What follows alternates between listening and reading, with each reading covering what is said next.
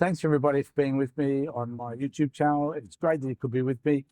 Today's a very important day, a significant day for Australians. I'm here at Elizabeth at Community Centre because it was today that our Prime Minister, Anthony Albanese, launched the Yes campaign. This campaign is critical in terms of ensuring that Indigenous people have the rights for recognition under the Constitution. What I've done today is I've actually recorded the ABC report, and I'll be presenting that to you as we go through this particular video. I hope you take note of some of the things, the important things that were said. I will highlight them for you so that you can then have a conversation about whether or not they're relevant to you. One of the things that I'm particularly going to be talking about is not only Anthony Albanese's speech, but also that of Peter Malinauskas.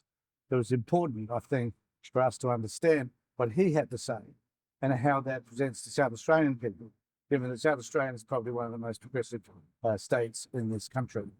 So this is the report that I'm putting together for you so that you can make a decision about where you want to vote. For many years, Aboriginal and Torres Strait Islander people have advocated for constitutional recognition through a voice. Our government, along with every single state and territory government, has committed to it. Today I announce that referendum day will be the 14th of October.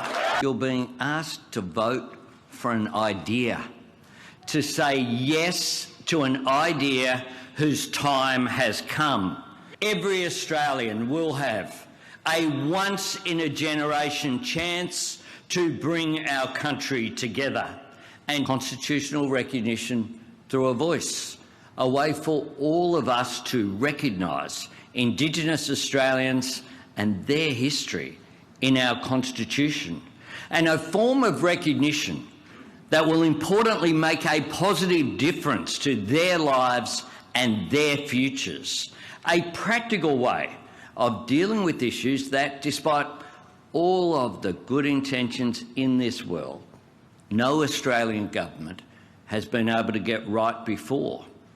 The Voice will be a committee of Aboriginal and Torres Strait Islander people, local representatives from every state and territory, the regions, remote communities, as well as the Torres Strait Islands.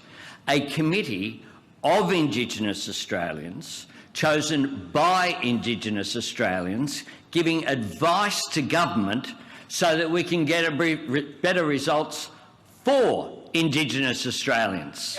I'm honoured to be here today, to be part of this moment of significance, because every so often a defining moment comes along. A moment that teaches us profound truths about ourselves and each other, and in this case, about our nation. Aboriginal and Torres Strait Islander peoples and other Australians have been talking about this moment for a long time, and I mean a long time. History is calling us. It is urging us to finish the work of 1967, when more than 90% of Australians voted yes. We answered that call unequivocally, emphatically. We were not daunted by the fear of failure. We believed in each other. We believed that Australians would opt for inclusion over exclusion, and we did. The Voice, however, goes beyond a seat at the decision-making table and acknowledging Aboriginal and Torres Strait Islander peoples as the first peoples of Australia. It's bigger than that. It is an opportunity to celebrate and unite, as the Prime Minister has said, to make a great country even greater. An opportunity like this is not only historic, it's also rare. Today we have the Prime Minister, parliamentarians across the spectrum and community organisations throughout the nation coming together to say it is finally time to recognise Aboriginal and Torres Strait Islander people in our Constitution. Time to listen to the voices of communities on the problems they face and the solutions they need. Time to build a better future for all Australians. We are now under 7 weeks away from a historic ballot where the nation will finally recognise the First Nations people of Australia in the Constitution. Drafted in the 1890s, the Constitution expressly excluded our people for 67 years. We were not part of the national story. This referendum is about correcting this. It is about recognising First Nations peoples through a voice. Best practice globally tells us that human beings are more likely to flourish if they have control over their lives. Our people chose to present a one-page invitation, an opportunity, a roadmap to a solution. Not more of the same, not the status quo, not business as usual. A vote for no is an endorsement of no change. This was the first place anywhere in the world to adopt universal franchise, giving women the right to vote and the ability to run for Parliament.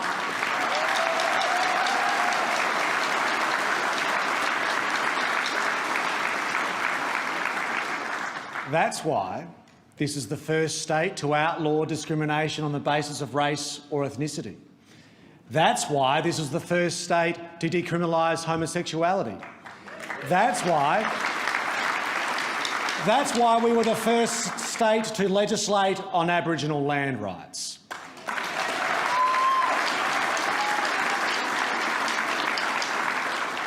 These changes were all met at the time by opposing voices, predicting vague and terrible consequences, all of which mysteriously never materialised. But what sets us apart isn't mineral wealth, sustained economic growth, or natural beauty. It's something deep within our national character. We don't celebrate the primacy of the individual in the way they do in the United States, nor do we identify with the deference the English pay to their establishment. Our national identity is carved from an ethos of egalitarianism, our fundamental sense of fairness, an affection that extends beyond those to whom we are related. Our national identity is found in each other. It's a unique, liberating trait. It's what's allowed us to open our hearts with warmth and generosity to those who have come across the seas. We have welcomed waves of migration, people coming in any number of circumstances. And each and every day, we enjoy the benefits of living with and learning from a rich diversity of perspectives.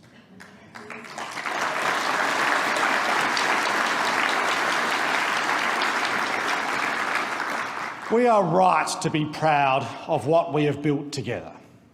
The peace, the prosperity, the potential.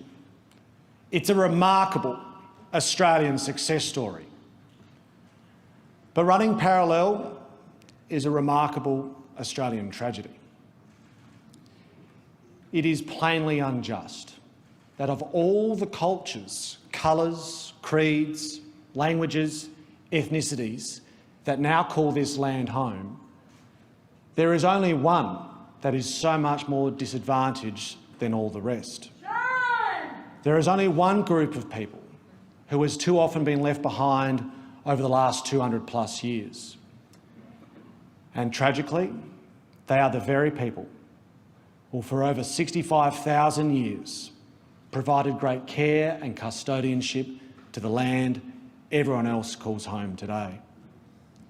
If our forefathers and mothers can say yes to universal franchise, if our great-grandparents can say yes to waves of migration, if our grandparents can say yes in 1967, if our parents can say yes to land rights, then this generation is capable of saying yes to an advisory committee. So while I was filming, I came across Steve, and Steve is a no campaigner, and would like to, and asked me if he could have a conversation with us about why he thinks the No campaign is not very good. You said that Albanese was lying. Is that right? Yeah, I think he tells a lot of lies to the public. His main objective is to get a treaty, so we have to pay compensation, and it's going to cost us millions, you the taxpayer.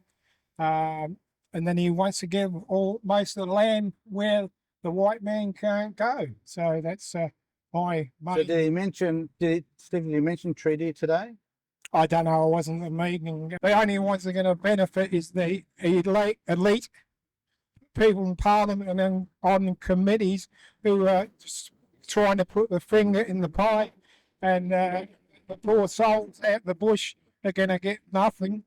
Do you So think that the elite, the Aboriginal elite, are the ones that are benefiting from? for sure. Well, do you send the prices right? What she's saying? She's been there, done that. Isn't she? I would say that since though it's one of the elites. Face it, Aboriginals have got 40% of this land now. If they get a treaty, they'll 100%, and you'll be paying for your rent of your houses to live on the land. I can tell you. They said that. I remember. I was old enough to remember Mabo, and they said that around Mabo as well, but that never eventuated either. Unite, not divide. That's my That's a good idea. That's a good message. I think both sides. To be fair, though, Steve, both sides of politics believe that. They don't. We don't want to see people fighting with each other, right? Well, you're going to see a situation. I can see if they get the yes vote and they get all these privileges. I'm not joking. There's probably civil war going. Like America, there's going to be a lot of violence. I hope not. I hope that doesn't happen. Well, I do, but I'm just telling you, I'm an old fella and I don't know what people are saying. And I can see a civil war of some type, gang war, if the yes votes gets up, so vote no. Now, that interview I did with Steve is just to demonstrate my impartiality, which I don't have. But nevertheless, it was about the guy that walked up to me and said, "Can I have a chat with you about what you're videoing and why you're videoing it?" And I've done just that. So that's his view, which is really interesting view because that's very much the typical view that you get from the No campaign. And the arguments are full of fallacies. I didn't bother exploring them with him because there's probably no point in all of that really. But it was kind of him to at least come up and want to have a chat. He felt better for it. I think that was a good thing as well. So the Yes campaign is definitely up and running, and we need to make sure that wherever we can, we're advocating with our friends and with our neighbours around supporting Indigenous people by recognition within our constitution. Thanks everybody for being with me. Take care, look after yourselves, and be safe.